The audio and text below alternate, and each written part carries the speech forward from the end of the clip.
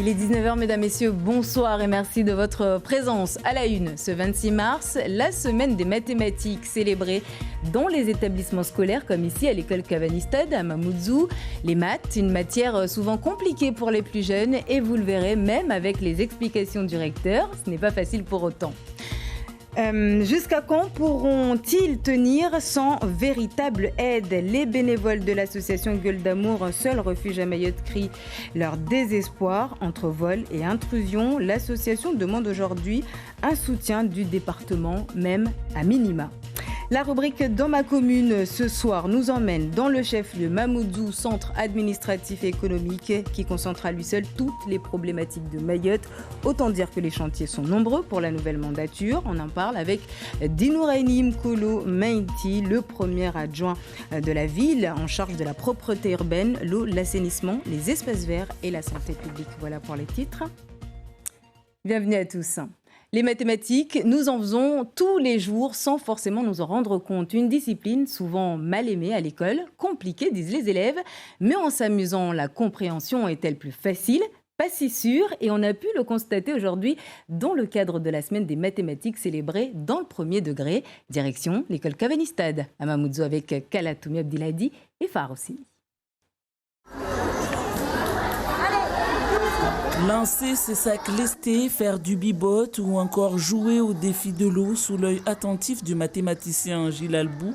Et du coup, il restait 2 litres, c'est ça? Après. Oui, et on a partagé. Et comment on fait pour partager? Tout ça, c'est des maths. C'est aussi un langage. Et donc, comment on définit une moitié, comment on passe d'une étape à une autre. Et donc, tout ce formalisme, y compris chez les petits, il faut le développer. Et ça m'intéresse toujours de discuter avec les jeunes et de voir quelle stratégie, quel concept ils mettent derrière un mot ou un autre. Pour Nassem et ses camarades de cet atelier défi magie, comprenez défi de l'eau, même après les explications du recteur, difficile de comprendre le langage mathématique. On ne sait pas si ça fait vraiment 1 litre ou pas. Et après les explications du recteur alors? On ne sait pas si on pourrait. Ça se peut qu'on peut réussir. Dans cet autre atelier, on se met dans la peau d'un préparateur en pharmacie. Et là aussi, on doit mesurer sans récipient gradué. Monsieur Mohamed Ben Abderrahmane donne les explications. Donc on a besoin de réparer les médicaments. Et à ma disposition, j'ai un récipient de 5 litres, un autre récipient de 3 litres. Et avec ces 2 récipients, je dois faire en sorte pour avoir 4 litres à la fin. Mais les maths, c'est un peu compliqué. Même des fois, après 1 heure de temps, il y en a certains, après 30 minutes, ils arrivent à trouver quand même. S'ils n'arrivent pas, après, on les aide. Heureusement, certaines comme Isman s'en sortent bien. Les règles, en fait, ils devraient lancer les balles ici. Si ça vient sur 100, ils ont 100 points. Si ça vient sur 50, ça fait 50 points. La matinée se termine par un concours de calcul mental pour les 634 élèves de l'établissement. Ils gagnent déjà la connaissance, le plaisir, mais juste pour être sérieux, on a acheté des cadeaux pour chaque niveau de classe. Des jeux mathématiques également qu'on va offrir à chaque niveau de classe. Alors on a volontairement choisi des cadeaux pour la classe, mais pas pour l'élève, parce que ce sont des jeux mathématiques qui seront réutilisés dans les classes, mais j'ai presque envie de dire qu'ils seront réutilisés dans l'école. À Mayotte, une quarantaine d'établissements a participé à cette semaine de mathématiques. Victime de vandalisme à répétition, d'intrusion dans son refuge situé à Ongojou, l'association Gueule d'Amour a toujours du mal à remonter la pente suite à leur cri d'alarme il y a quelques mois. Suite à leur cri d'alarme il y a quelques mois, ils demandent aujourd'hui de l'aide, toujours et encore, et se demandent pourquoi, la collectivité départementale n'est pas à leur côté. Papino Zaidani, Géraldine, lui. Un local saccagé, des chiens volés, une plainte déposée, mais 3 mois plus tard, aucune suite. Pour Tyler et l'association Gueule d'Amour qu'il préside, les temps sont durs. La structure n'arrive à s'en sortir que par l'aide de plusieurs entreprises. Entre la reconstruction du site et le manque d'aide des pouvoirs publics, elle traverse une mauvaise passe. Et je déplore vraiment le manque de considération qu'a le département de Mayotte pour la structure. La seule structure qui prend en charge chiens et chats n'est pas soutenue. Le département n'a toujours pas proposé d'aide et la préfecture non plus. On ne parle plus de protection animale, là on parle vraiment de prévention à la délinquance. Donc on se soustrait à des structures qui devraient être d'État. Nous, là, une petite association prend en charge tous les chiens et chats de Mayotte qu'on nous emmène ou qu'on nous demande de récupérer sans aide du département. Seule aide publique à souligner, celle de la DAF, la Direction de l'Alimentation, de l'Agriculture et de la Forêt, qui verse à l'association 5 000 € par an, bloqués pour la stérilisation et identification. Une somme largement en deçà des besoins du refuge. Il faudrait 10 fois plus pour prendre en charge vraiment la problématique des animaux ici de Mayotte. Et surtout, voir aussi du côté des maires il n'y a que 5 communes sur 17 sur Mayotte qui sont conventionnées pour prendre en charge les chiens errants. Donc au bout d'un moment, si la commune ne prend pas en charge, est-ce que le préfet peut se substituer ou est-ce que le préfet peut les obliger? Il y a bien quelque chose à faire. En tout cas, il faut faire quelque chose. Faire quelque chose pour ces chiens accueillis ici, soignés et sociabilisés, des chiens, mais aussi des chats. Je vais nettoyer les box des chats, les nettoyer, changer la litière, nettoyer les gamelles. Et puis après, je nourrirai les chats. Et puis j'en profite pour faire des petits câlins, parce que comme ça leur permet de rester bien socialisés le jour où ils seront adoptés. En attendant, l'association espère toujours être subventionnée afin de ne pas fermer boutique, tout en rappelant le danger que représentent des chiens dans de mauvaises mains. Au jour d'aujourd'hui, nous avons des bandes organisées qui sévissent avec des chiens entraînés au combat pour attaquer les gens, pour attaquer la population, pour attaquer à peu près tout le monde. Et pour trouver ces chiens, parfois, ils vont voler chez des particuliers, des Malinois, des Canet Corso, ou viennent au refuge, le seul refuge de Mayotte, qui est le refuge Gueule d'Amour. Ce qui s'est passé le 22 décembre dernier, lors du saccage et du vol de 15 chiens. Plus que jamais, la survie de ce refuge repose entre les mains des pouvoirs publics. On revient en bref sur l'affaire de cet homme arrêté pour avoir agressé et volé l'arme d'un policier de l'environnement le 12 mars dernier à Tsamoudou, dans la commune de Bandélé. Il a été présenté aujourd'hui devant le juge d'instruction pour vol avec arme, mais l'individu a été laissé libre, mais placé sous le statut de témoin assisté à cause d'une erreur de procédure. L'Union des Comores endeuillée après la qualification historique ce jeudi de leur équipe nationale à la Coupe d'Afrique des Nations en 2022. La population en liesse a, par endroits, manqué de vigilance. Le cas, à 10 km de Moroni, une voiture surchargée a percuté une moto. Bilan 3 morts et 5 blessés. Faiza Souley Youssouf. La population était en ébullition après la qualification historique des Sélacantes pour la prochaine Coupe d'Afrique des Nations. Sur la voie publique, la foule était déchaînée à Moroni. Et non loin de là, à moins de 10 km de la capitale, le drame. Une voiture en surnombre percute un motard. Bilan, 3 morts et 5 blessés selon une source sécuritaire. Sur la chaussée, des traces de sang étaient encore visibles ce vendredi. Il explique la violence de l'accident et le fait que lorsque la voiture a heurté la moto, le conducteur et le deuxième occupant de cette moto ont été éjectés et se sont retrouvés à une vingtaine de mètres du lieu du choc. Et la voiture a fini sa course en heurtant un arbre. Et une enquête est ouverte au niveau du parquet de la République pour dégager toutes les responsabilités dans cet accident.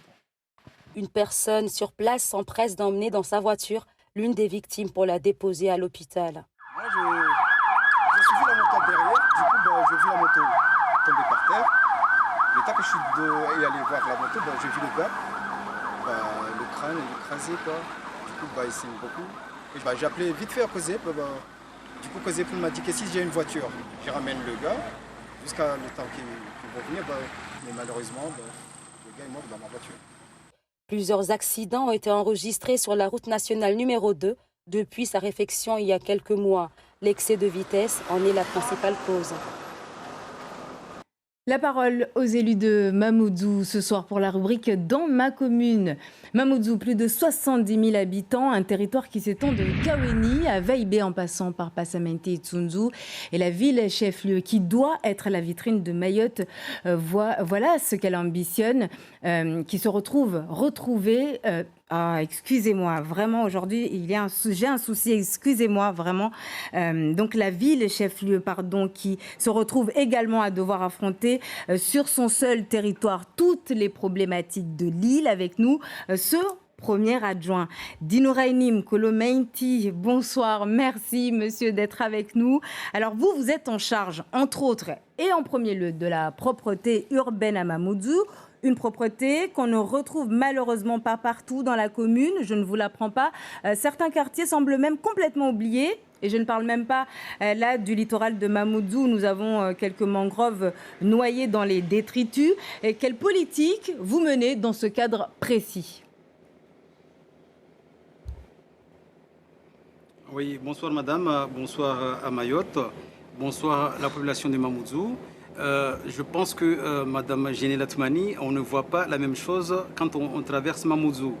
Vous savez que la première chose qu'on a faite quand on est arrivé aux affaires, c'est de prendre un arrêté qui est symbolique peut-être, mais qui a fait en sorte que l'ensemble de la population de Mayotte aujourd'hui est d'accord avec nous par rapport à notre politique. Donc vous le savez, il y a 6 mois, la place Zakia Madi, la place, on va dire, de la République, était un champ de foutoir. Et au bout de quelques mois, on a mis un petit peu, on va dire, cette place à jour, parce qu'on a pris les moyens, on a donné les moyens, on s'est donné tout ce qui était nécessaire, c'est-à-dire on a mobilisé notre police municipale. Mais avant de faire ça, qu'est-ce qu'on a fait? Mais là, vous parlez, monsieur le maire, de Mamoudzou Centre. Il n'y a pas que Mamoudzou Centre concernant la propreté urbaine.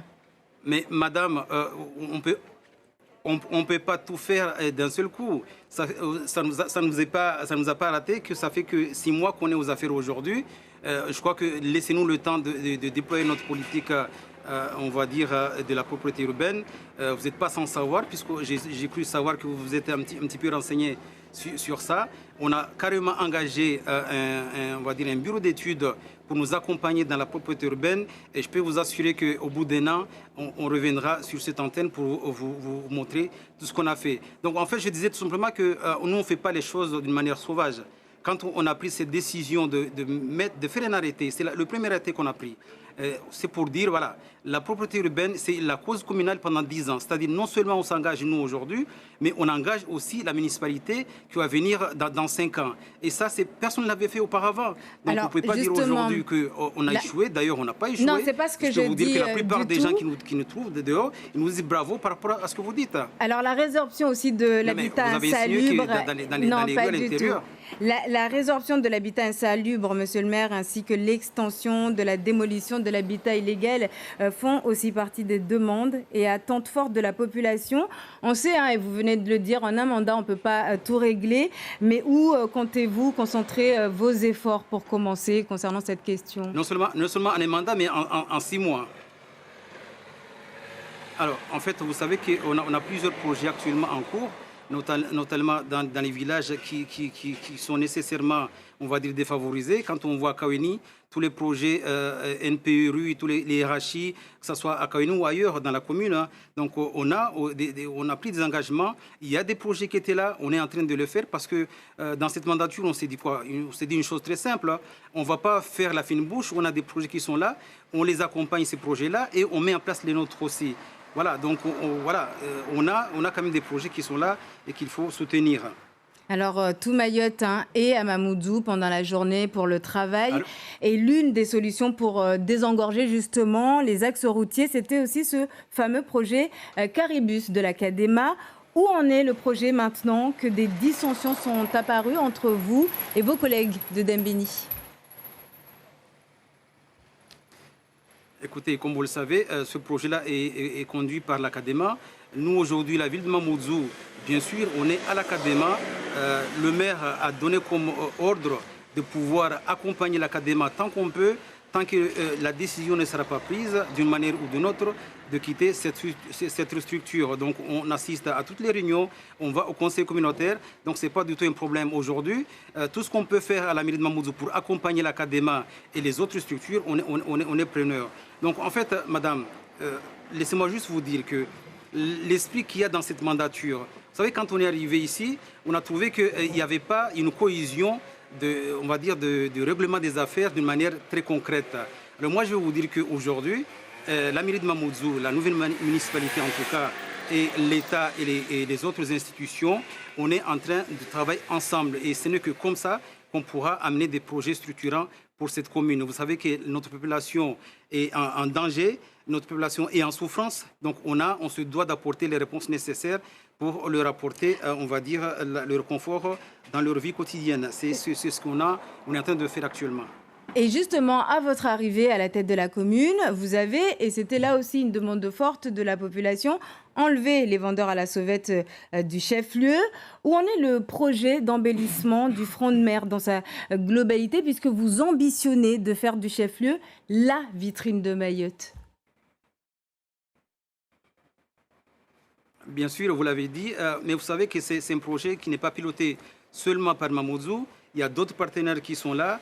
Il y a bien sûr la CADEMA, il y a le département, il y a même l'État. Et il faudra... Les travaux ont déjà commencé. D'accord? Donc, c'est-à-dire qu'il y a des réunions qui sont déjà là. C'est un projet qui date depuis longtemps et ça n'a pas avancé. Nous, on se donne juste une mandature pour au moins aller au plus profond du dossier. Et je peux vous assurer que d'ici, on va dire, 3-4 ans, vous verrez un petit peu les bénéfices de cette politique, on va dire, de globalisation du travail entre les différentes structures, que ce soit l'État ou les collectivités locales. Un dernier mot sur la départementalisation. 10 ans cette année, quel bilan faites-vous de votre côté? Écoutez, le bilan, on ne peut pas dire que c'est un bilan, on va dire, négatif. Vous savez que la première chose que le département a gagné, c'est quand même, on a actuellement un rectorat de plein exercice. On a aussi une ARS qui est de plein exercice, même si je comprends par-ci et là, on va dire, les déclarations des uns et des autres, qu'il y a des choses qu'il faut améliorer. Mais moi, je pense qu'encore une fois, on doit se mettre autour d'une table et l'État, on va dire représenté ici par le préfet et les collectivités locales pour travailler le dossier Mayotte, parce qu'on ne peut pas indéfiniment se tirer un petit peu une balle sur les pieds parce qu'on n'est pas d'accord sur telle ou telle chose. Donc, merci. Moi, c'est ce que je veux dire aujourd'hui. J'appelle tout le monde à rester autour d'une table merci pour arriver à avoir cette cohésion de travail en commun. M'Kolo Maïti d'avoir été avec nous. Je rappelle que vous êtes donc le premier adjoint au maire de la ville de Mamoudzou. Et lundi, dans cette rubrique, nous recevrons le maire de Chirangui. Il y avait la série New York Unité Spéciale. Chez nous, nous avons FBI Mayotte, une série policière réalisée par Naftal Dylan Swabri et Mas Youssoufa, une production 100% locale. FBI Mayotte, on en parle ce soir à l'occasion de sa diffusion sur notre antenne à partir de 20h. Lancée au départ sur les réseaux sociaux, la série composée pour l'instant de 3 épisodes a tout de suite trouvé ses fans. L'intrigue, une enquête de meurtre sur fond d'empoisonnement au piment. Ce soir, nous recevons l'acteur principal de la série, l'agent Touquet, que peu de gens connaissent finalement sous son vrai nom, Bakar Ahmed. Bonsoir. Bonsoir, Génial Atoumani. Merci d'être avec nous. FBI Mayotte, c'est plus de 150 000 vues sur les réseaux, mais c'était avant tout, au départ, vous me direz si je me trompe, une bande de potes qui avaient envie d'offrir autre chose au public mahorais. Vous, comment vous vous êtes trouvé embarqué dans cette histoire et surtout, est-ce que vous attendiez à une telle adhésion de la part du public? Bon, déjà, dans un premier temps, bonsoir à tous. Bonsoir, je remercie Madame la Première de nous avoir accueillis aujourd'hui. Par rapport à cette aventure, c'est une aventure qu'on ne s'y attendait pas du tout, puisque, comme vous l'avez dit, c'est une bande de potes. Même dire cousin, depuis tout petit. Donc aujourd'hui, on ne pensait pas à un tel engouement du public, surtout que c'est devenu un engouement local qui est devenu régional jusqu'à national, puisqu'on voit beaucoup de retours de la métropole et également de la Réunion et des îles voisines. Donc on est très satisfait de tous ces retours-là et ça nous donne envie de continuer par la suite. Alors votre personnage est très drôle, très charismatique, l'agent Touquet. Son chapeau, c'est sa batte de doigt, sa brochette, son cure-dent. Est-ce qu'au départ, vous avez pensé, vous tous, à ce personnage-là comme ça, ou ça venait de vous? Vous êtes dit, j'aimerais lui apporter ça comme... Alors, d'après ce que les gens disent de moi, ils disent qu'en fait, c'est vraiment moi dans la vraie vie. Donc, j'ai essayé d'être au maximum plus naturel au niveau de la caméra. Et en fait, derrière, on avait Mas et Naftal qui me disaient également que non, ça collait parfaitement à ce qu'ils recherchaient. Dirigeait bien les scènes. Et du coup, j'ai persisté dans ce sens-là, mais également bien coaché par l'agent Blaquet, qui m'a beaucoup coaché dedans. Et j'ai trouvé ça assez intéressant lorsque j'ai vu qu'en fait, ça me collait vraiment à la peau, donc je suis moi-même en fait. Alors le 3e et dernier épisode est sorti en début d'année. À quand le 4e? Est-ce qu'il est en tournage ou pas encore? Alors en ce moment pas du tout. Il n'est pas du tout en tournage car aujourd'hui on est vraiment à la recherche d'un réel soutien financier. Comme l'a dit précédemment Naftal lorsqu'il a pu intervenir ici. On est toujours à la recherche d'un financement. Aujourd'hui, on ne s'attendait pas vraiment que tout ce peuple soit derrière nous. Et aujourd'hui, je pense qu'ils en demandent, ils ont vraiment raison. Mais on aimerait vraiment que ça soit vraiment soutenu par justement nos décideurs politiques ou des personnes qui aimeraient investir. Mais on sait que derrière, c'est vraiment une série. Mayotte demande une série locale qui pourrait justement déboucher par pas mal de choses par la suite, comme des créations d'emplois, comme une valorisation de l'île.